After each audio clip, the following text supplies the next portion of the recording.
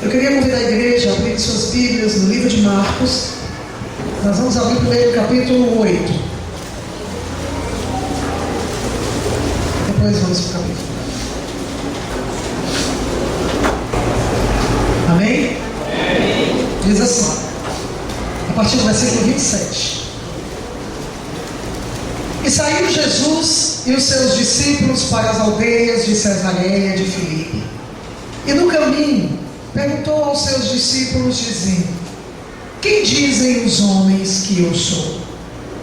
E eles responderam: João Batista, e outros, Elias, mas outros, um dos profetas. E ele lhes disse: mas vós, quem dizeis que eu sou? E respondendo Pedro lhe disse: tu és o Cristo. Amém. Os irmãos podem sentar. Parece engraçado Jesus fazer uma pergunta dessa para os discípulos que estavam ali andando com Jesus o tempo inteiro. Os discípulos que presenciaram os milagres, dia a dia que Jesus fazia, os sinais, as palavras que ele de Deus transmitia. E parece brincadeira Jesus virar e dizer assim: o que vocês dizem que eu sou? Primeiro ele pergunta: o que dizem por aí? O que dizem os homens? Quem diz os homens ser o Filho do Homem? Em outra versão está assim. E eles falaram: uns dizem que é Elias, outros dizem que é um dos profetas, outros dizem que é João Batista que ressuscitou. E ele ouve tudo e depois pergunta: e vocês? O que vocês dizem de mim? Quem sou eu? Quem vocês dizem que eu sou? Se hoje a gente fosse fazer essa mesma pergunta para muita gente aí fora, cada um ia dizer uma coisa.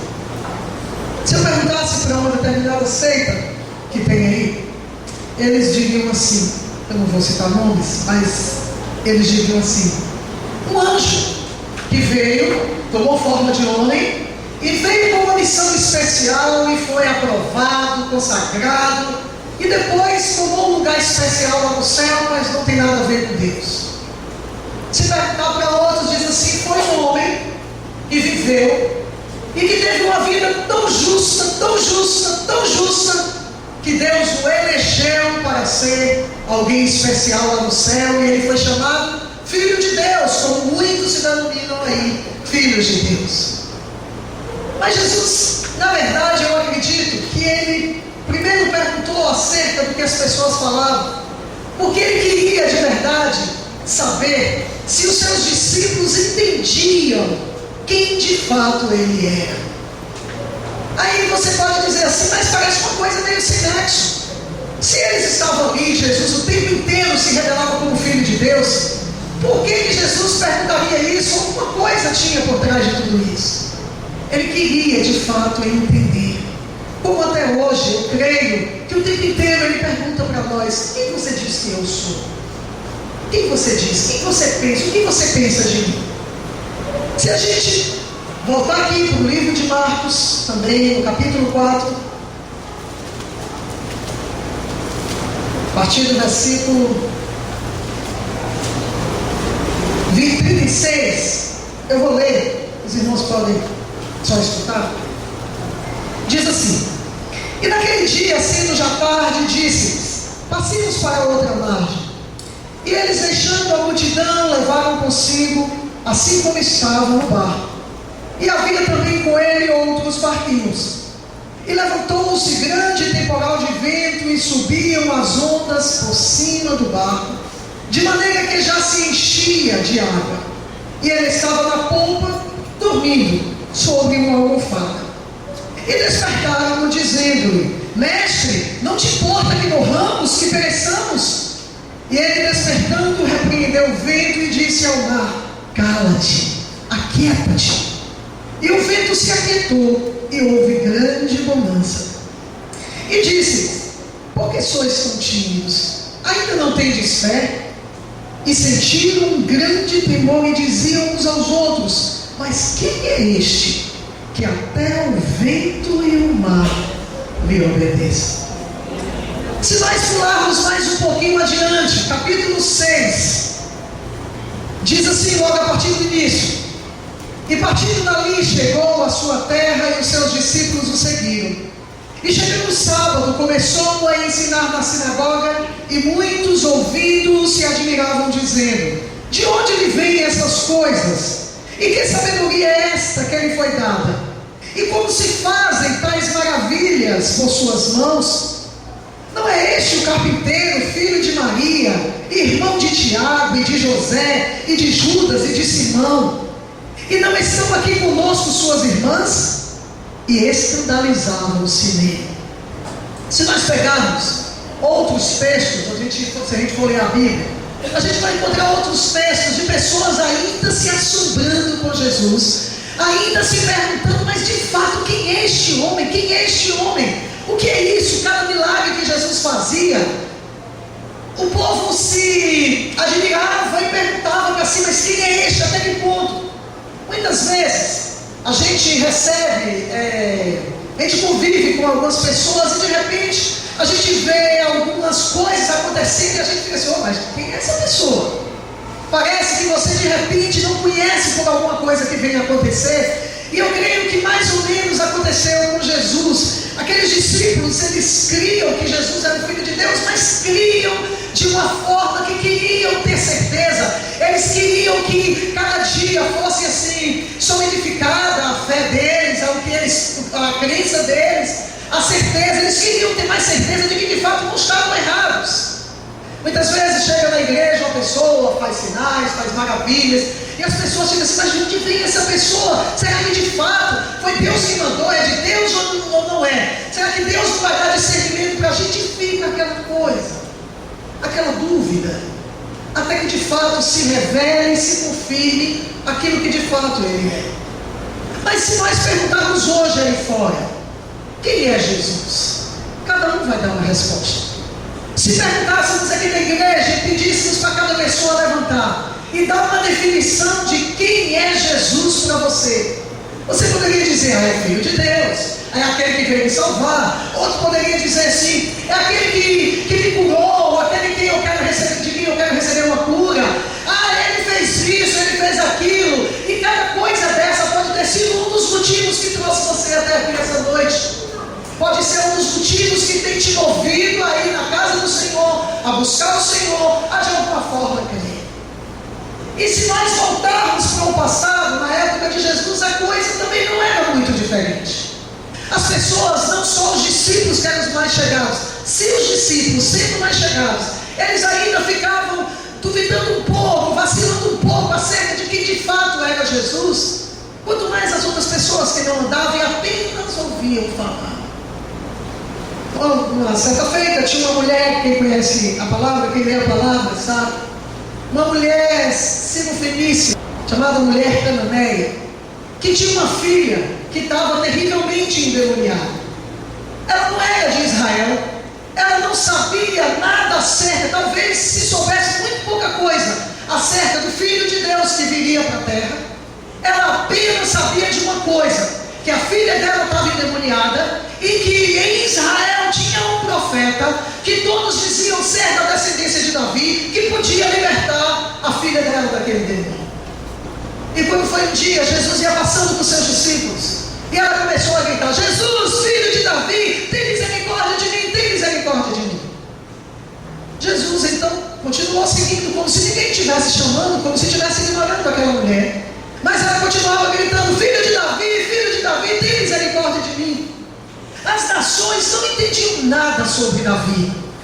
Eles não sabiam por que aquele homem poderia ser chamado de filho de Davi. Aquela mulher precisava desesperadamente receber uma bênção do Senhor. Então ela certamente procurou saber quem era aquele homem, onde achar aquele homem, por onde ele passaria, como ele se chamava. E alguém certamente disse assim, olha, ele muitas vezes é chamado o filho de Davi, como os discípulos disseram, Elias, João Batista, um dos profetas. Então ela tentou aparentemente se passar por uma judia. Era o único povo que adorava Jeová, e os outros eram de nações pagãs, então eles não mantinham um relacionamento. Ela então precisava, ela queria Só uma mãe sabe o valor que um filho tem para ela. Às vezes a gente fala muito acerca do amor de mãe, mas as pessoas até imaginam quem não tem filho, mas quando passa a ser mãe, sabe o valor que a vida de um filho tem. Valor tal que supera até a sua própria vida, porque as mães de verdade, elas, se for preciso, elas dão a vida para poder salvar a vida dos filhos.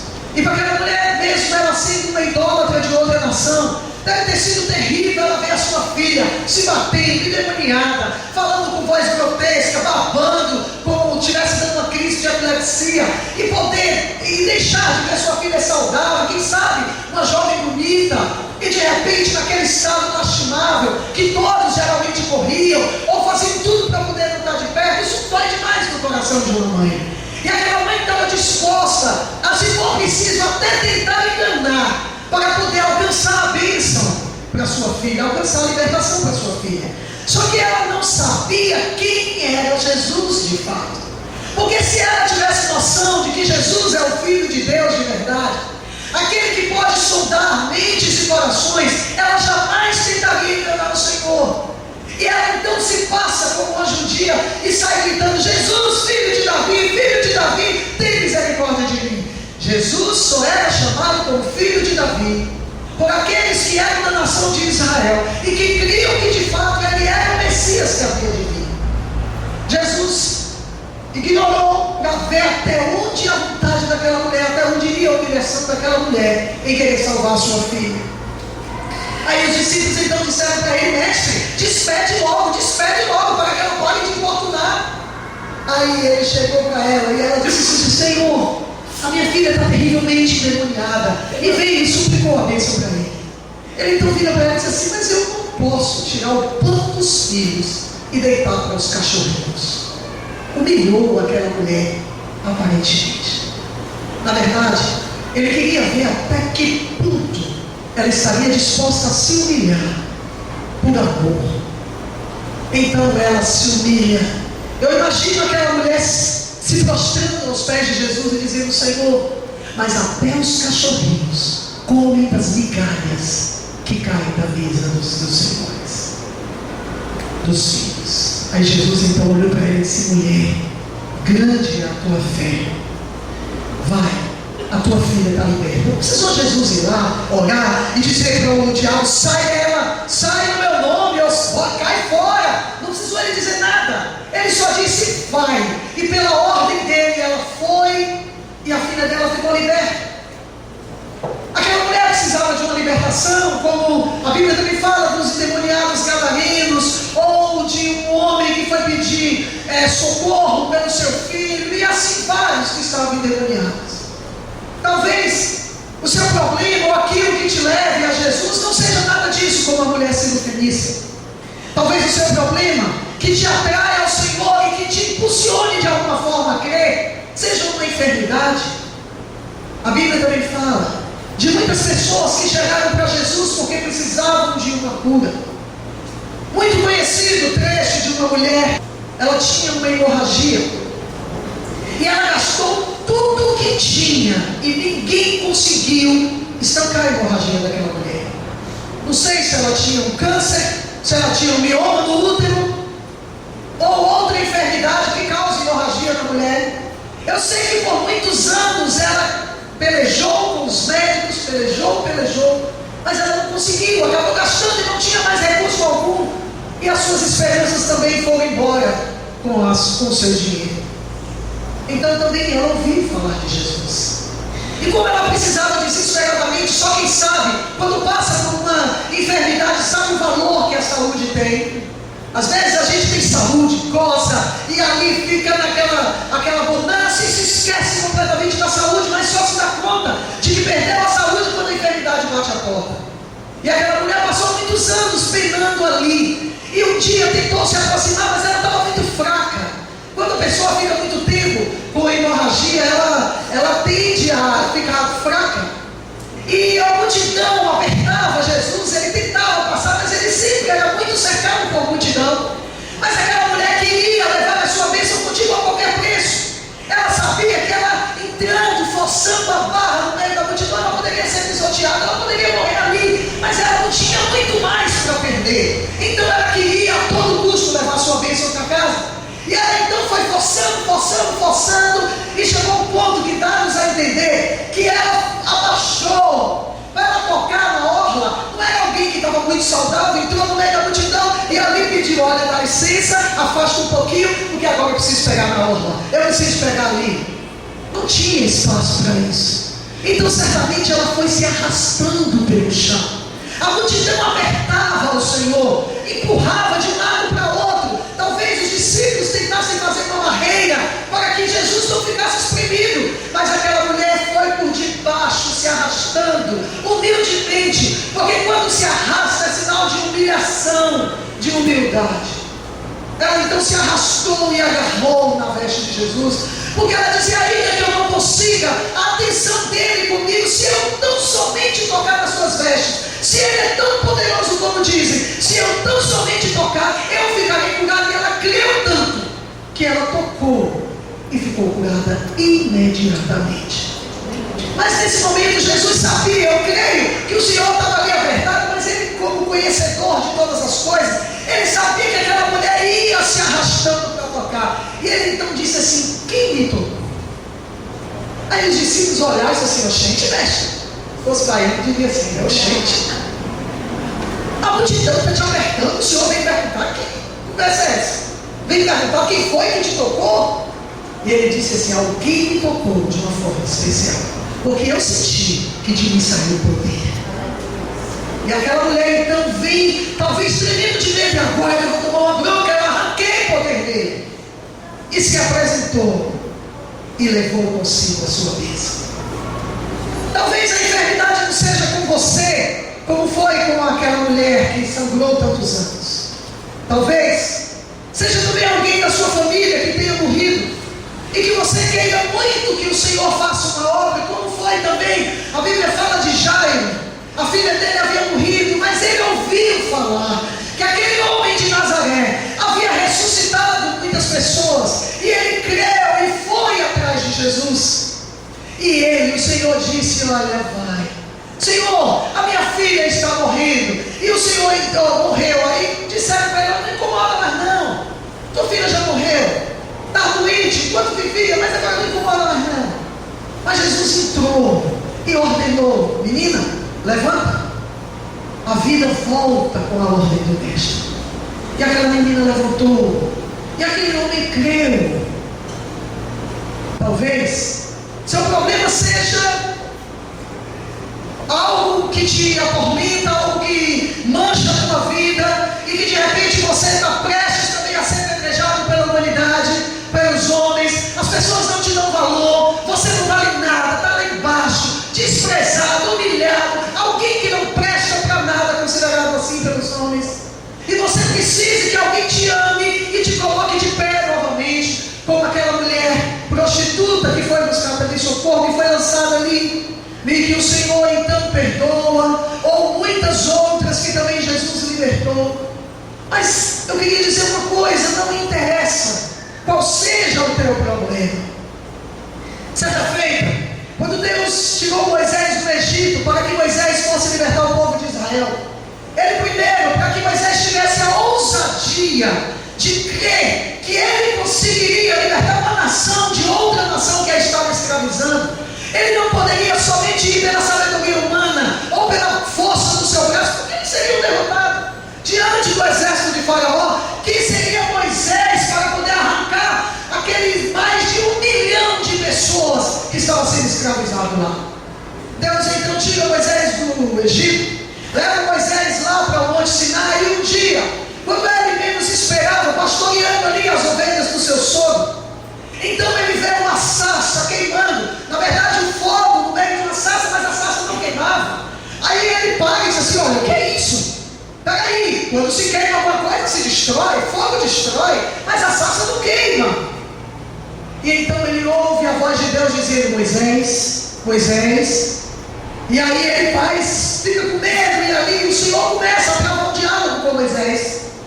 Em determinado momento, Moisés pergunta para o Senhor: mas Senhor, se eu for lá no Egito para poder dizer, olha, deixa o meu povo ir, o Senhor diz assim: quem é que eu vou dizer? Quem é o Senhor? Quem é o Senhor? Eu preciso saber. E Deus responde uma das palavras que eu acho mais lindas na Bíblia. Ele diz: eu sou o que sou. Não existe definição para quem é Deus. Ele é. Simplesmente Ele é. Ele é o quê? Ele é tudo o que você precisa para ser vitorioso. Ele é aquele que olhou para você. E mesmo você não valendo nada, Ele olhou e viu algo de bom em você. Ele é aquele que olha, mesmo você moribundo, talvez sofrendo de uma enfermidade, sem esperança nenhuma, Ele olha, te toma pela mão e te diz: olha, creia, eu sou o que posso botar você de pé. Talvez você esteja passando por um problema muito grande na sua família, e o Senhor vem e te conforta, o Senhor vem e trabalha. Eu sou o que sou, diz o Senhor. E quando Jesus então pergunta para os seus discípulos: e vocês, quem dizem ser o Filho do Homem? E Pedro vai e diz assim: Senhor, Tu és o Cristo, o Filho do Deus vivo. Bonito? Se você perguntar aí fora, muita gente vai dizer a mesma coisa. Se você perguntar aqui na igreja, muita gente vai dizer a mesma coisa. Jesus é o Filho do Deus vivo, o Todo-Poderoso, o Soberano. Sim, tudo muito bom, tudo muito bonito. Parecia que Pedro de verdade tinha consciência, e até tinha, ele até cria. Mas quando chegou no momento em que Jesus foi preso, ele não suportou. Quando a sua vida foi colocada em xeque, ele se esqueceu de que Jesus era o Filho do Deus vivo. E quando estava ali do lado de fora, quando Jesus estava sendo espancado, julgado e condenado inocentemente lá dentro, uma das criadas do sumo sacerdote vira para Pedro e diz assim: ó, mas esse aqui, ó, estava com ele. Ele diz: olha, eu não, peraí, não tenho nada a ver com esse homem, Aí alguém vai e fala assim: você é sim, a tua fala te denuncia, você é galileiro. Não tenho nada com isso, tá louco, homem, tá louco? E sai. Aí volta a criada e diz assim: você é mesmo, eu te vi. E começa a afirmar. E a Bíblia diz, como o pastor falou hoje de manhã, ele começou a praguejar, a xingar aquelas pessoas. Talvez tenha chamado sua louca, deve e tal. Eu sou lá, tu nem conhece esse homem, nem sei quem é. E negou o Senhor. Mas o mesmo homem que, quando Jesus perguntou, disse: tu és o Filho de Deus. E quantos de nós também não temos estado numa situação semelhante? Você pode estar aqui, talvez, buscando uma bênção para você, buscando uma cura, buscando uma libertação, buscando encher o teu vazio, alguém que te ame, alguém que te valorize. Mas será que na hora em que a coisa apertar e a tua vida for colocada em xeque, de fato você vai saber quem é o Filho de Deus?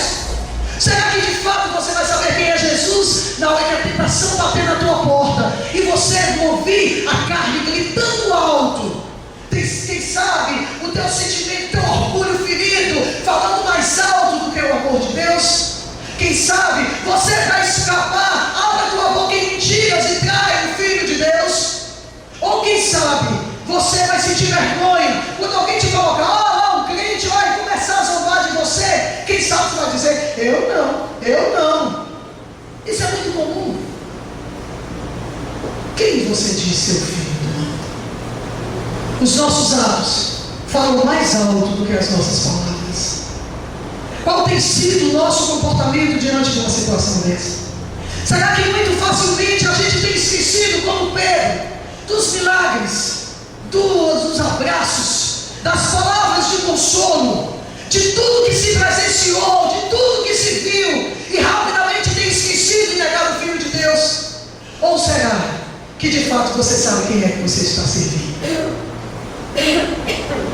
Os homens, os discípulos, quando Jesus entrou no barco, aliás, eles entraram, o Senhor saiu para orar uma certa feita, mas disse que Jesus mandou que eles seguissem adiante, que ele iria depois. E Jesus subiu e foi orar, e demorou orando, porque ele levava muito tempo, noites a fio orando.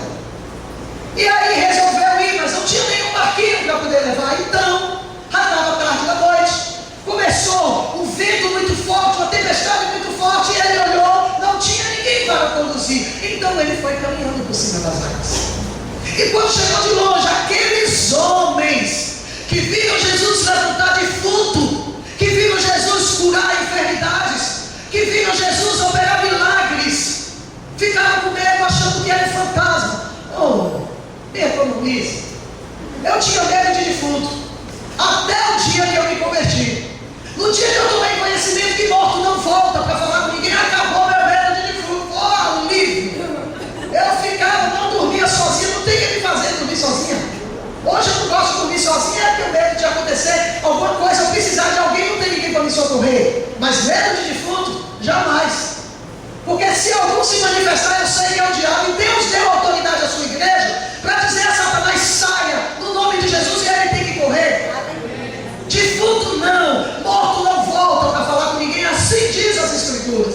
Mas eu tinha medo, e não era diferente, os discípulos também tinham, pelo visto. E mesmo ouvindo tudo que Jesus falou, eles ficavam com medo quando viram ele assim. O vulto que é isso? Está de noite, talvez lua cheia, talvez não tivesse lua nenhuma, talvez apenas ali assim, no turvo, ele o que é aquilo? O homem andando em cima do mar, ai, começaram a gritar: socorro, socorro, é um fantasma, é um fantasma.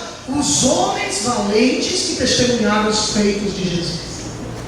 E o Senhor então diz assim: aquietai-vos, sou eu.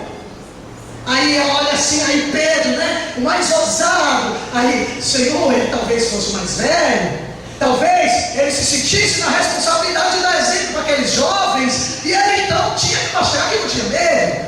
Aí: Senhor, se és tu, manda-me andando também ter contigo. Aí Jesus disse: vem. Aí lá vai Pedro, talvez bota o pé, olha, firmou, olha, o segundo, mas aí Pedro resolve tirar os olhos de Jesus e olhar para a tempestade. Pedro então começa a afundar, Jesus toma pela mão e coloca em cima do barco. Eu nunca tinha observado isso, e lendo a palavra hoje foi que eu parei e falei assim: gente, Pedro andou na água, Jesus levou, entrou no barco, tudo bem que estava escuro, mas esse tempo todo, aquele povo não aprendeu a ouvir a voz do mestre, não. Muitas vezes, quem é que não conhece minha voz? Às vezes eu estou no telefone, quem não me conhece, quando eu tenho telefone, aí eu falo não sei o quê: sim, meu Senhor. Aí eu digo: não, é senhora. Quem é que está falando? Aí quando eu digo: é mulher, minha senhora, é porque minha voz é grossa mesmo, minha voz é assim mesmo, parece com voz de homem. Aí eu: desculpe, não, eu estou acostumada. Quem não me conhece? Mas eu quero ver alguém aqui na igreja, se eu pegar o telefone, quem é que está falando? Ah, vai perguntar: é Jaque. Porque conhece logo essa vozona grossona que eu tenho. E aí conhece logo pelo quê? Pela voz, pelo som, pelo timbre, tudo. Identifica. Mas aqueles homens passaram 3 anos, dia a dia, com Jesus, e não aprenderam a identificar a voz do mestre. E foi preciso eles ainda, sem acreditar, vendo Jesus ressuscitar morto, curar enfermo, libertar endemoniado, vendo tudo que Jesus fez, acharam demais ele caminhar por cima das águas. Quantos de nós também estamos assim nessa situação? O Senhor tem falado tanto conosco, e a gente não tem sabido quem é Jesus. Muitas vezes nos aproximamos do Senhor por uma necessidade, e Ele é tão bom, Ele é tão lindo, que nem porque você está se aproximando por um interesse, Ele te despreza. Ele é tão perfeito, que mesmo você sendo interesseiro, nós todos somos interesseiros. Ele não olha a sua fragilidade, mas Ele olha para você e diz assim: ele precisa de misericórdia. Sabe quem é Jesus? Ou é a maior e mais pura expressão de amor que já pôde existir em todos os tempos, em todo o universo. Porque se fosse eu, irmãos, aquela mulher Fenícia se aproximando de mim e viesse tentando me tocar: toma ali vergonha na cara e vai primeiro aprender a falar a verdade, depois eu te abençoo. Sabe por quê? Porque nós temos a natureza amada de qualquer forma. A gente não tem muita facilidade para perdoar. Depois você fica com pena, vai e faz. Mas dá uma ira quando você vê alguém tentando te enganar, alguém mentindo para conseguir alguma coisa de você, alguém tentando, mas Jesus não. Jesus é diferente. Jesus é a maior expressão de amor que pôde existir, a maior prova de amor que Deus revelou para os homens. É por isso que você não pode chegar para Jesus e dizer assim: Senhor, se tu me amas, oh Deus, me cura, porque a maior prova de amor que Ele poderia dar, Ele deu. O resto é muito pequeno em relação. Será que a tua cura é requerido por você é maior do que a expressão do amor de Deus. A Bíblia diz assim: porque Deus amou o mundo de tal maneira. Esse tal vai na alma. Ele amou o mundo com tanta intensidade que pegou o filho dele, que não era qualquer filho, e deu para ser humilhado por aquele por quem ele estava morrendo. Jesus veio, sofreu, padeceu, morreu, porque me amou e porque te amou. Para dar a nós uma oportunidade de fato, podermos abrir a nossa boca e dizer: tu és o Filho do Deus vivo. Tu és, sabe por quê, Jesus? Que eu digo que tu és o Filho do Deus vivo? Porque eu aprendi a ouvir a tua voz de pastor, a tua voz amorosa, porque eu sinto aqui dentro explodindo um amor que não tem explicação. Eu reconheço a tua voz, amado. Senhor, tu és o Filho de Deus, porque ninguém me amou como o Senhor me amou, ninguém operou e cuidou mesmo do meu egoísmo com tanto amor, com tanta intensidade. Não existe amor igual, amor assim, só vindo de Deus. Jesus quer revelar o seu amor para cada um de nós. Talvez você esteja aqui, seja um frequentador de igreja há muito tempo, mas não tenha ideia de quem é Jesus. Porque se tivesse, muitas vezes, se nós tivéssemos ideia de quem de fato é Jesus, a gente não faria tanta coisa que a gente faz. Mas mesmo assim, Ele sendo um amor tão perfeito, Ele olha para você e diz: vem, eu te quero assim mesmo. Vem, deixa eu te abraçar, deixa eu te colocar aqui no meu colo, fazer um carinho na tua cabeça, ainda que tu não me conheças, eu quero te mostrar para você. Então vem. Ele ama assim, irmãos. Porque se Deus fosse olhar o merecimento da humanidade, Jesus jamais teria vindo à terra. Mas porque Ele não olhou, Ele só olhou o amor que Ele tinha. Ele só olhou a necessidade que nós tínhamos de fato de um Salvador. Então Ele disse: Pai, eu vou. Para Ele ter a oportunidade de estar em paz contigo, alguém vai ter que morrer, eu morro, Pai. E sai da sua glória, vem à terra, passa o que passou, humilhado como foi, mas Ele amou tanto, que ainda assim Ele não desistiu de pagar o preço pela nossa vida. Hoje, eu quero que você saia daqui perguntando: quem é Jesus para mim? Quem lá fora eu tenho dito com as minhas ações que é Jesus para mim? Será que no meu trabalho as pessoas têm olhado para mim e visto que tem alguém muito lindo que impera de forma absoluta na minha vida? Será que o meu comportamento tem sido desejado pelos outros? Será que muitos têm olhado para mim e têm dito assim: eu quero ser como ele, olha como ele brilha, olha que paz que ele dá, porque aonde Jesus está tem que haver paz. O mundo não entende, às vezes nos considera loucos, porque a gente mesmo na hora do sofrimento a gente não perde a paz. Mas o que é isso? É Jesus. Amém. Deus disse para Moisés: eu sou o que sou. O que é Jesus para você? Um Salvador? Um curador? Um libertador? Um solucionador de problema? Ou Jesus é tudo o que você precisa para ser feliz? Ainda que morra, vai viver. Ainda que chore, vai sorrir. Porque Ele diz: o choro pode durar uma noite, mas com Jesus a alegria sempre chega na hora certa. Deus não deixa a gente o tempo todo na prova. Sabe por quê? Porque Ele é a maior expressão de amor que pode existir em todo o universo. E Ele te convida nessa noite: venha, deixa eu me revelar para você. Talvez você não saiba de fato quem sou eu, mas eu quero que você me conheça. Quero que tu vejas quem sou eu. Eu queria chamar a irmã Mili para poder cantar, chamar os levitas para ajudarem aqui tocando. Eu queria que você prestasse atenção na letra dessa canção. E enquanto isso, se você não teve ainda um encontro com o Senhor, eu quero te convidar a conhecer Jesus. Eu quero te apresentar o Filho de Deus. Então pense um pouquinho, porque todos esses testemunhos que eu falei aqui foram reais. Jesus está desejoso de que você o conheça.